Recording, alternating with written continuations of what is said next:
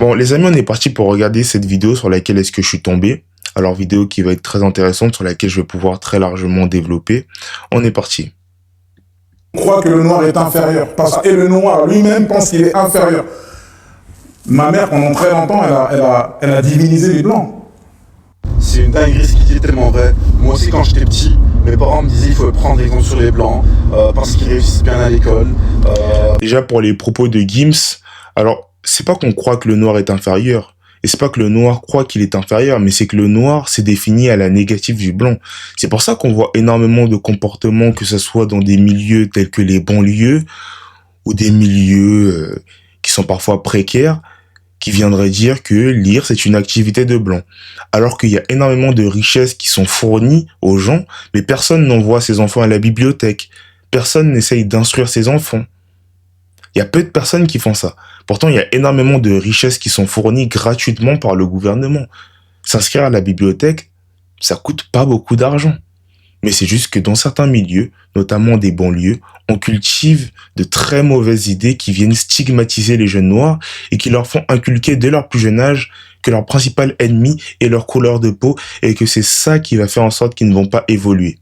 Et donc, on leur fait déjà germer dans leur esprit la question du racisme. Je pense que c'est surtout ça qui joue.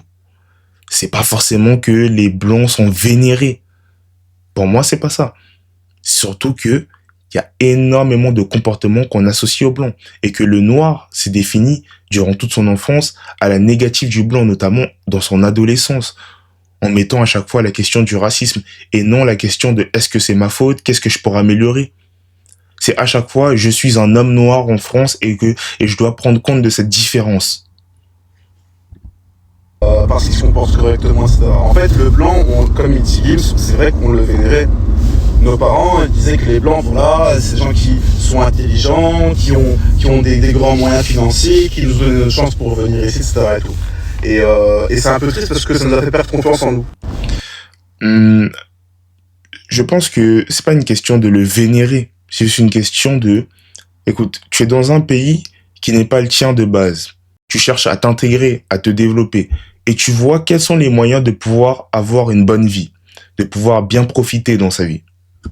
Tu regardes un peu les moyens, tu vois qu'il faut faire de bonnes études, il faut lire, il faut s'instruire, et donc forcément tu vas essayer de copier ce schéma dans ta vie pour que potentiellement tu puisses atteindre cette émancipation, cette réussite.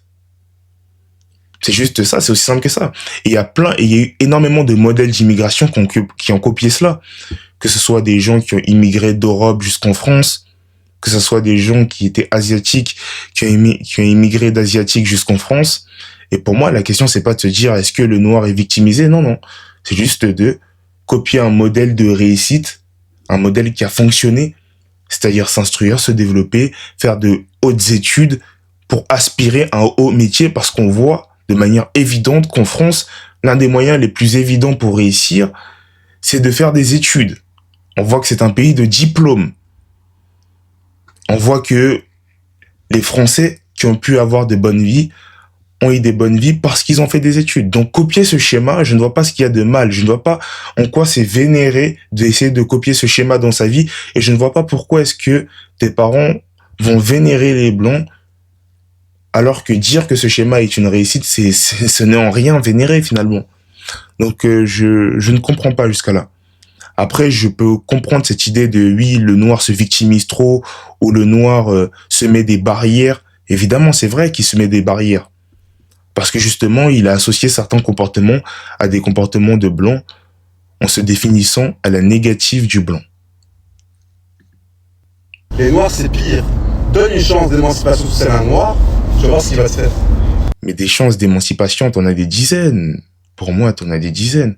C'est pas, j'aime pas vraiment ce mot chance d'émancipation.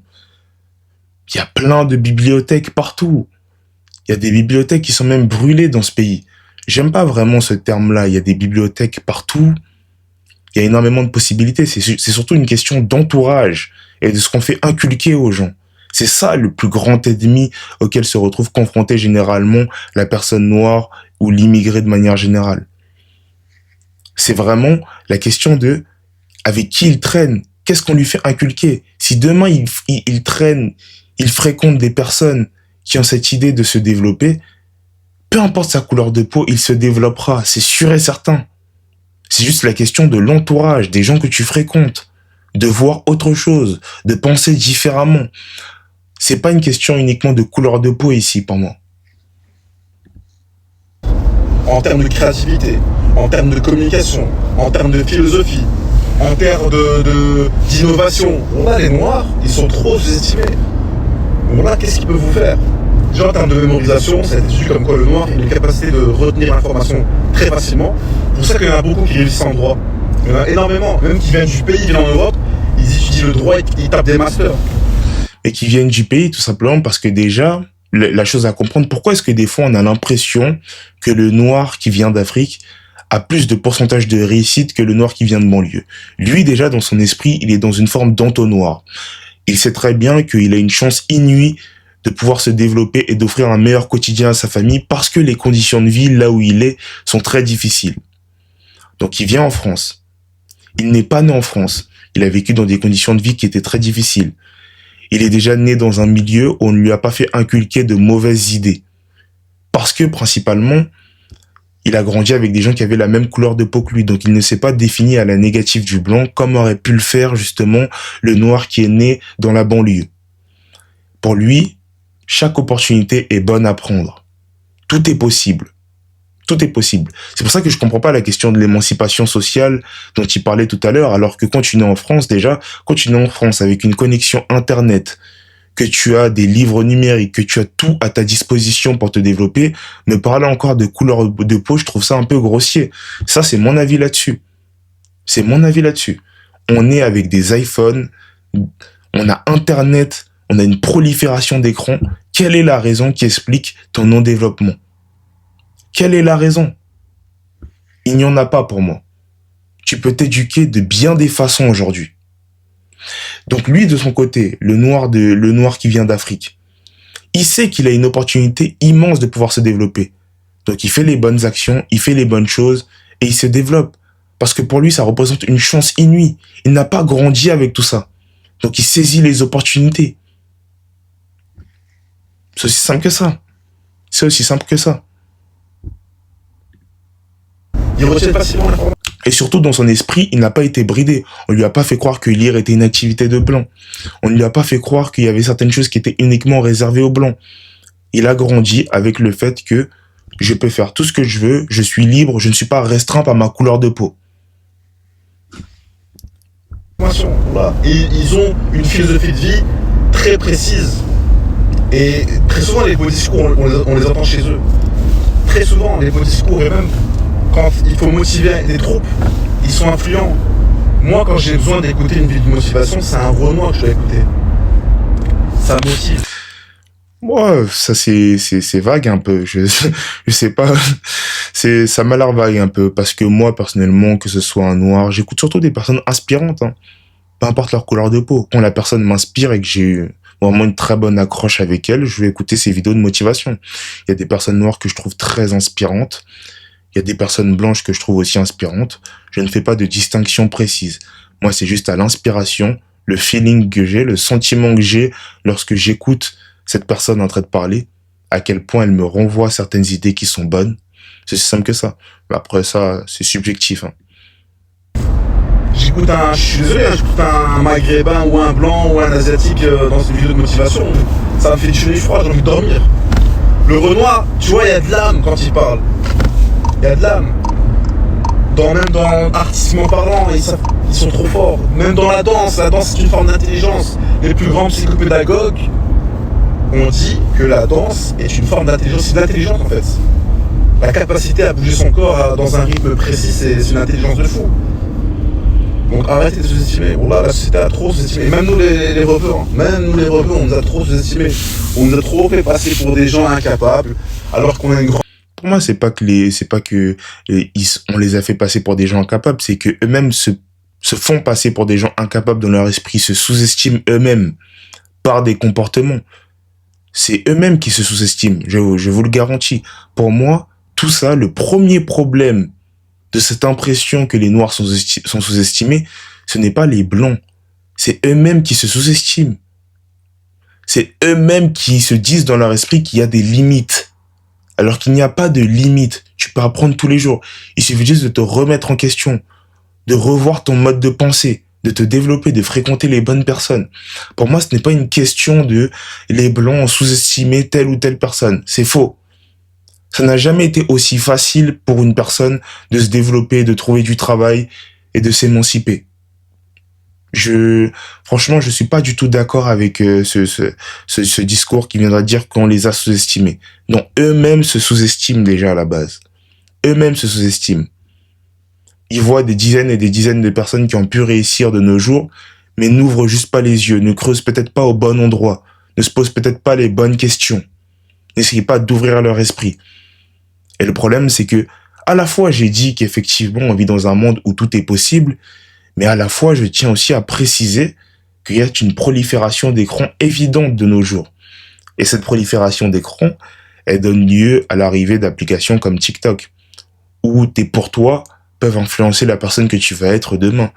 Quand les meilleures choses que tu regardes, c'est des dramas, aucun sujet qui t'éveille l'esprit, quand tu n'es même pas en mesure de pouvoir travailler ta répartie, ton éloquence, ta mentalité, de t'instruire sur certains sujets, quand tu ne connais pas l'histoire de tes racines, de ton pays, de ta culture, quand tu ne cherches pas à te développer, quand tu ne cherches pas à apprendre sur quelque chose que tu aimerais faire plus tard, c'est à toi de te remettre en question principalement. Le développement n'a rien à voir avec la couleur de peau. Pour moi, quand tu as réellement envie de le faire, quand tu sais que tu mérites mieux au fond de toi, t'es prêt à totalement mettre au second plan ta couleur de peau. Parce que pour moi, c'est le seul moyen efficace pour vraiment aller loin. Je mets vraiment ma couleur de peau au second plan. C'est pas la chose la plus importante. Sauf que je vois énormément de gens, la mettre en premier lieu, comme si ça allait les limiter dans leur vie. Et ça, c'est drôle parce que finalement, c'est à partir du moment où j'ai arrêté de penser au racisme que je n'ai plus jamais ressenti le racisme. C'est assez drôle. Quand j'étais au collège et que je pensais que j'avais des mauvaises notes à cause du racisme, c'est bizarrement à partir de ce moment où j'ai arrêté de penser au racisme et qu'on m'a mis cette idée à la poubelle que j'ai commencé à avoir des meilleurs résultats. Que j'ai commencé à subitement devenir un bon élève. Comme par hasard. C'est peut-être parce que j'ai arrêté de penser que j'étais victimisé et qu'il y avait du racisme et que c'était peut-être à moi de me bouger le cul pour avoir des bons résultats. Donc, pour moi, quand tu veux, tu peux, finalement. Quand tu veux, tu peux. Grande histoire. Tout le monde a du potentiel, tout le monde a des qualités, tout le monde a peut-être des prédispositions, sait faire des choses intéressantes. Il suffit juste de cultiver son intelligence. Parce que je le dis souvent, l'intelligence, c'est un sport de haut niveau. Si tu t'arrêtes de lire, si tu t'arrêtes de te développer, comment veux-tu devenir plus intelligent, plus malin? L'histoire de l'Andalousie, voilà, si les gens savaient. Les chiffres arabes, pourquoi ces chiffres arabes? En fait, il y a plein de trucs. L'algèbre, d'où vient l'algèbre? Voilà, franchement, en fait, c'est pour vous dire qu'on est tous sur le même pédestal. Il n'y a personne qui est supérieur à un autre. Voilà. Personne. Cheikh Anta Diop, un grand historien, anthropologue noir, il a bouleversé l'histoire en démontrant que, à l'époque de l'Égypte antique, toutes ces avancées qu'on voyait, ces créations mécaniques, ces innovations mécaniques, les pyramides, etc., ça a été fait par des Noirs. Les musulmans d'Espagne, les Arabes d'Espagne, c'est des Arabes, des Maghrébins, voilà. Tout ce qu'il est en train de dire, ça confirme encore une fois la raison pour laquelle on en est là. Ce n'est pas parce que des gens sont sous-estimés, c'est parce que des gens oublient leur propre histoire. Voilà pourquoi je parle de continuer à lire, à te développer, à te renseigner sur ta propre histoire et ta propre culture. Si on voit des jeunes de banlieue qui en viennent à penser que faire certaines choses, c'est réservé aux Blancs, ce n'est pas parce que ils ont été stigmatisés, c'est surtout parce qu'ils ne retiennent même pas leur propre histoire. C'est ça le point le plus important. Ils ne se renseignent même pas sur leur propre histoire.